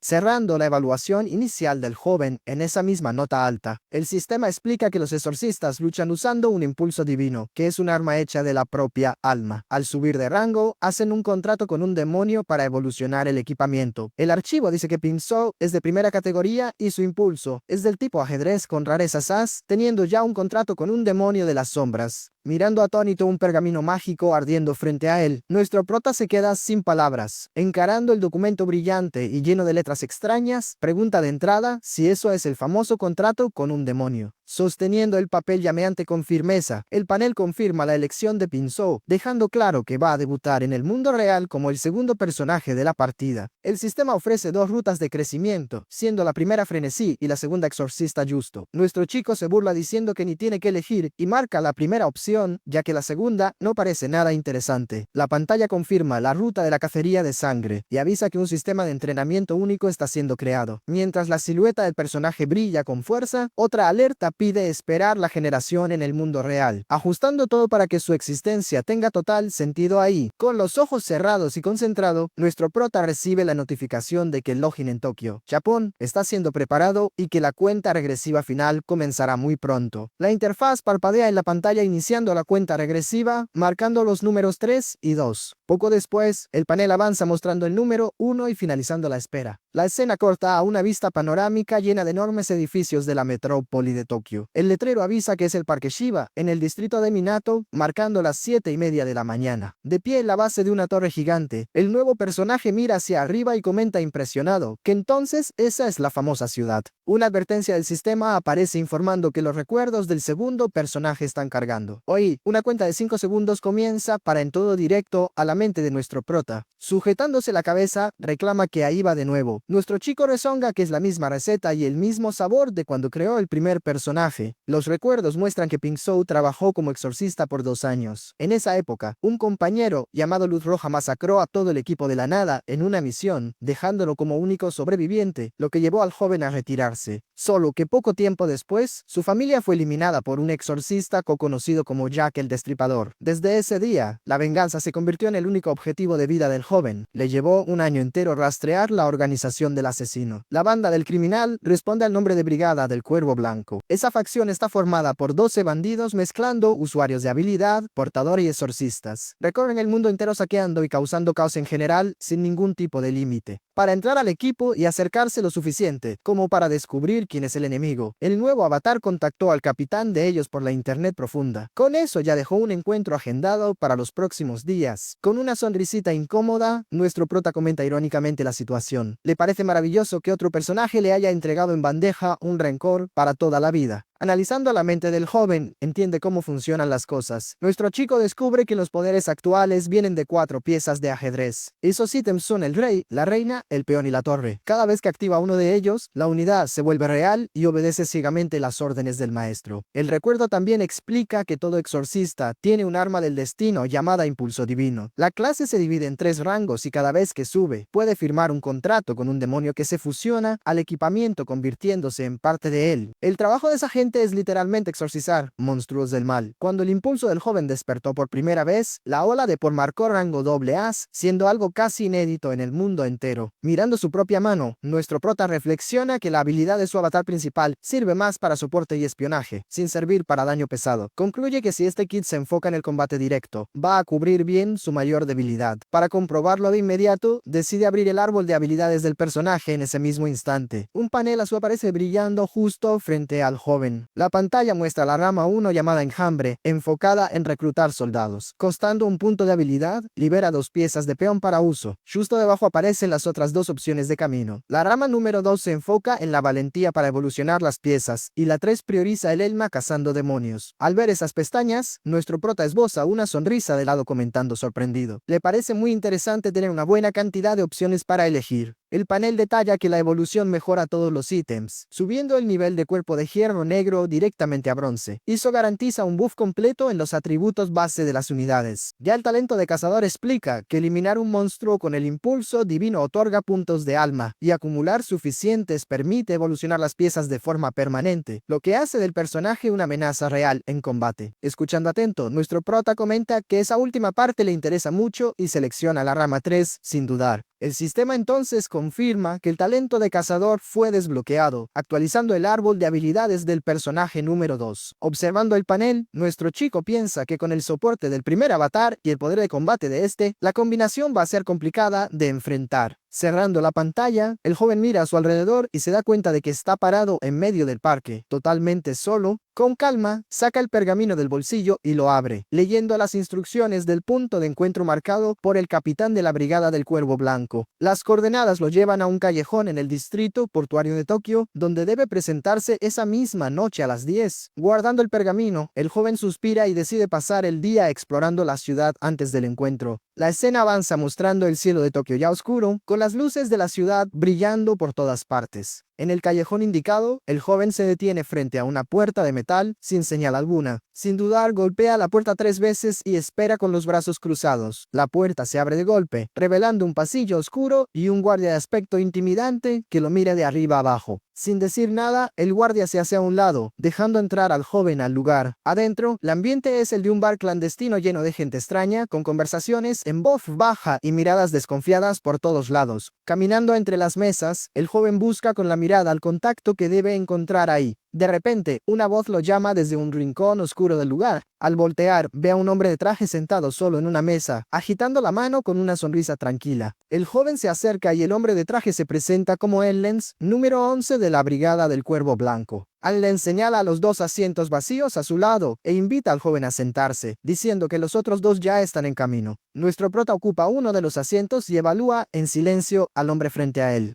Lenz apoya los codos en la mesa con una sonrisa tranquila y le dice que el capitán quedó muy curioso con su perfil después de leer el mensaje que dejó en la red. El joven responde que el capitán tiene buen ojo, pues lo que ofreció en el mensaje era con completamente verdad. Lenz se ríe con ganas y le dice que le gusta la actitud, señalando que eso es exactamente lo que el capitán quería ver. En ese momento, los otros 2 miembros llegan y se sientan en la mesa sin decir una palabra. Uno de ellos es una chica de kimono con expresión fría y el otro es un hombre de cabeza grande con cara de pocos amigos. Lenz los presenta como los números 9 y 12, apodados la chica de kimono y cabeza de nabo respectivamente. Cabeza de nabo resopla y dice que no le gusta ese apodo, pero Lenz lo ignora completamente y sigue hablando. El número 11 explica que los 3 fueron enviados por el capitán para evaluar al candidato antes de decidir si entra o no a la brigada. La chica de kimono por fin habla, diciendo en voz baja que el capitán no manda representantes para cualquiera, lo que significa que el candidato despertó un interés real. Entendiendo la situación, nuestro chico deduce de entrada preguntando si su prueba de ingreso es justamente salir a eliminar a toda esa gente. Ahí, Lenz invoca una máquina tragamonedas y lo niega, diciendo que eso es solo un trabajito extra.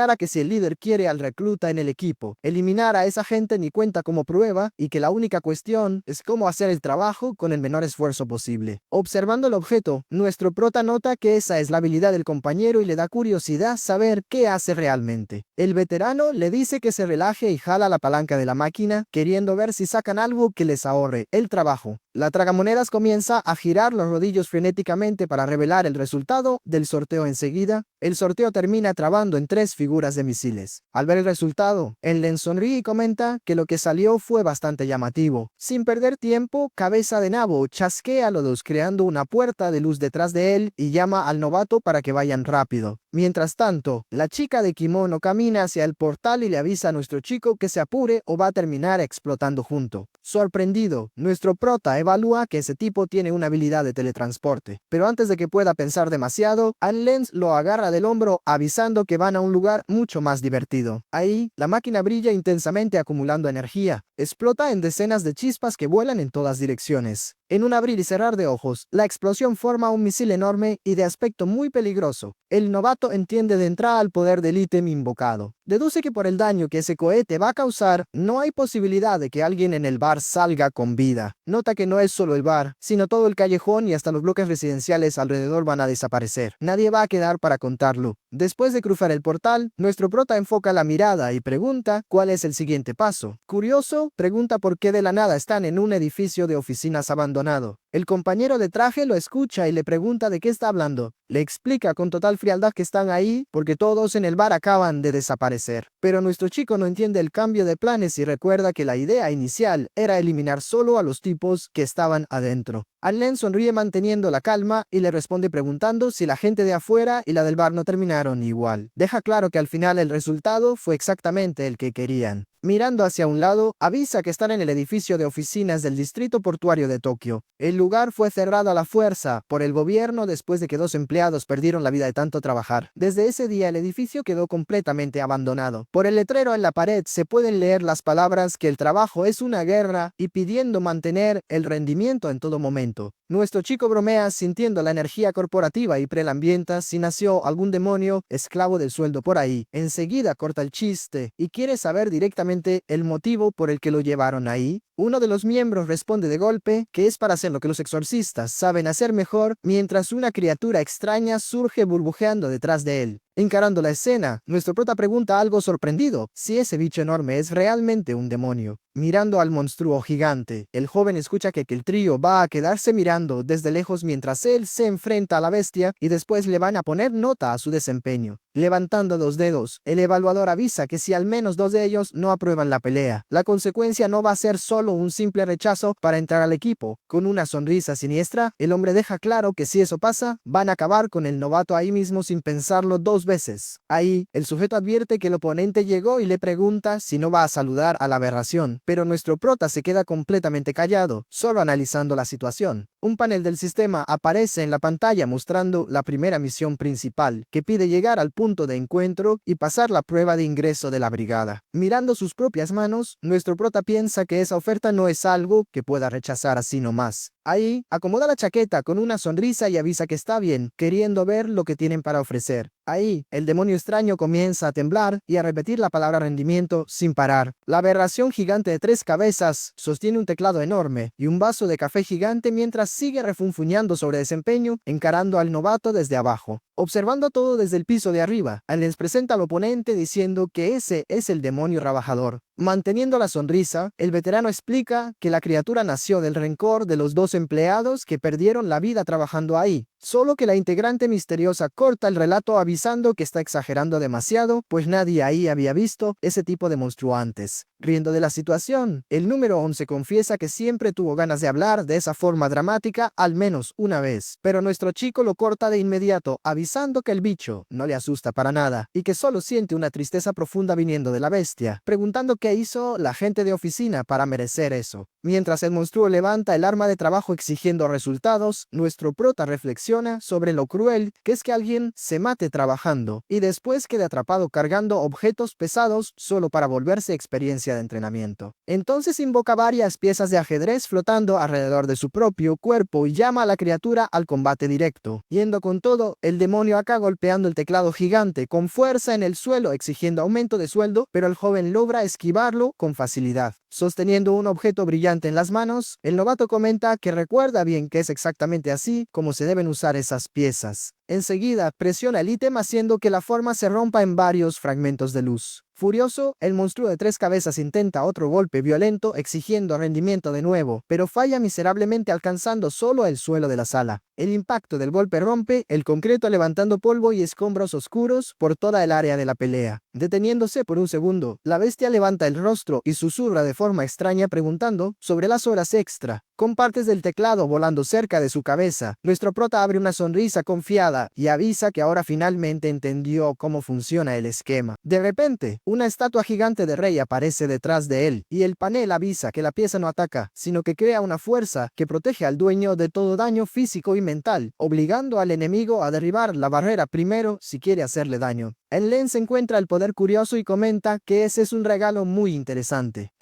La chica está de acuerdo y avisa que nunca había visto nada parecido antes. Cabeza de Nabo concluye que es una habilidad muy poco común y entiende enseguida el motivo por el que el capitán se interesó tanto en él. Mientras tanto, el demonio sigue gritando por horas extras sin parar. Ahí, la aberración ataca golpeando el teclado gigante con toda su fuerza en el suelo varias veces seguidas. Esquivando el impacto, nuestro prota avisa con sarcasmo que eso no va a funcionar de ninguna manera. Observando la escena desde arriba, el veterano elogia la técnica dejando claro que no está nada mal. Pero el monstruo ni caso le hace y se enfoca en la estatua del rey, gritando de nuevo sobre trabajar más. Yendo sin freno, la criatura exige un ascenso y baja el vaso de café enorme sobre la figura de luz. El golpe masivo impacta de lleno en el objetivo, mientras nuestro prota sigue el daño de cerca. Ahí, el novato entiende que necesita proteger el escudo, pues si la barrera cae no va a quedar nada para defender su cuerpo real y ya saca la pieza del peón. Enseguida, el sistema parpadea confirmando que la base del soldado acaba de materializarse ahí mismo. La pantalla explica que la invocación es bastante común en estadísticas, siendo un guerrero lento con espada, pero que compensa los defectos apostando a la cantidad de unidades. De la nada, una masa negra armada con una enorme hoja surge cortando el aire para interceptar el vaso gigante. El muñeco blindado muestra su forma siniestra encarando al objetivo, ya listo para entrar en combate. Solo que la bestia corporativa no se rinde y lanza un puñazo de basta arriba exigiendo el extra una vez más. Manteniendo la defensa firme, el peón bloquea el golpe recibiendo el peso del ataque directo en el arma. La fuerza de la colisión es tan brutal que el atacante es lanzado hacia atrás, soltando chispas oscuras por el impacto, completamente fuera de sí. El asalariado berra furioso, midiendo fuerzas con el guardia que está bloqueando su avance. Mientras el escenario es destruido por los ataques, nuestro chico corre evaluando que si un solo soldado ya puede enfrentarse al enemigo de ese nivel. El ejército completo va a ser absurdamente útil cuando monte la formación correcta. Nuestro chico extiende la mano, invocando la pieza de la torre mientras el panel avisa que la base fue materializada. La pantalla explica que la unidad dispara con mucho poder, pero necesita un tiempo de recarga rápido justo después de que comience el destello del disparo. Sin posibilidad de defensa, el monstruo corporativo recibe el ataque de lleno y es lanzado hacia atrás por la presión. Nuestro prota se mantiene firme en su lugar, solo observando el daño que ocurre frente a él destrozando el suelo. Golpeado y soltando humo, la bestia refunfuña avisando que ese golpe dolió mucho. Sosteniendo una pieza nueva en la mano, el novato deja claro que eso ya debería ser suficiente para terminar la pelea. Enseguida, el panel pita de nuevo confirmando que la reina acaba de aparecer. La figura femenina armada surge detrás de él y el sistema detalla que es la unidad más veloz del equipo, luchando con 2 dagas, bromeando que solo el rey sabe el motivo por el que tiene ese kit tan extraño. Con una mirada afilada, la guerrera se enfoca en el adversario, completamente lista para atacar. Chasqueando los dedos, nuestro prota da la orden y la invocación avanza destrozando el piso a una velocidad absurda. La asesina corta el aire corriendo directo hacia el monstruo con la hoja lista para rebanar. Gritando la palabra rendimiento, el asalariado prepara un puñetazo masivo queriendo aplastar a la mujer. Solo que ella esquiva el golpe con la mayor facilidad, pasando directo por debajo del brazo gigante. Confundido por la velocidad absurda de la adversaria, la bestia entra en shock cuestionando indignada sobre las horas extra. Sin dar respiro, la realeza acribilla al objetivo aplicando una secuencia de golpes rápidos de una sola vez. El cuerpo del demonio es completamente destrozado y ya comienza a deshacerse en ese mismo instante. Ahí, la pantalla aparece avisando que un objetivo rango C fue eliminado, actualizando el progreso de entrenamiento exclusivo del personaje número 2. Rodando en el polvo, la cabeza de la criatura sigue refunfuñando sobre rendimiento antes de desaparecer del todo. Y así de la nada, todo terminó. Sudando frío, el joven se extraña de que la guerrera tenga un estilo enfocado en el asesinato, queriendo saber si el sistema mezcló los archivos, y recuerda que en el ajedrez, un peón se convierte en reina al cruzar el tablero. Volteando hacia atrás, encara a los veteranos con total calma y pregunta directamente si ya está calificado para entrar a la brigada. Les vota que sí de inmediato, diciendo que encontró la habilidad muy divertida e interesante. Agrega que nunca había visto un exorcista así antes y que ya que el capitán está curioso, su voto está garantizado. Cabeza de Nabo admite que el poder tiene mucho potencial, pero cree que nuestro prota es demasiado débil y que andar con el grupo puede terminar con el joven. Solo que enseguida desiste del asunto pidiendo que lo olviden, pues los otros dos ya aprobaron y su opinión no cambia nada. Ahí, el número 11 le pone la mano en el hombro al compañero y avisa que no es exactamente así, revelando que aún tiene la oportunidad de vetar al recluta. Con una sonrisa siniestra, el veterano deja claro que si elige el veto, nuestro prota cae mismo sin pensarlo 2 veces.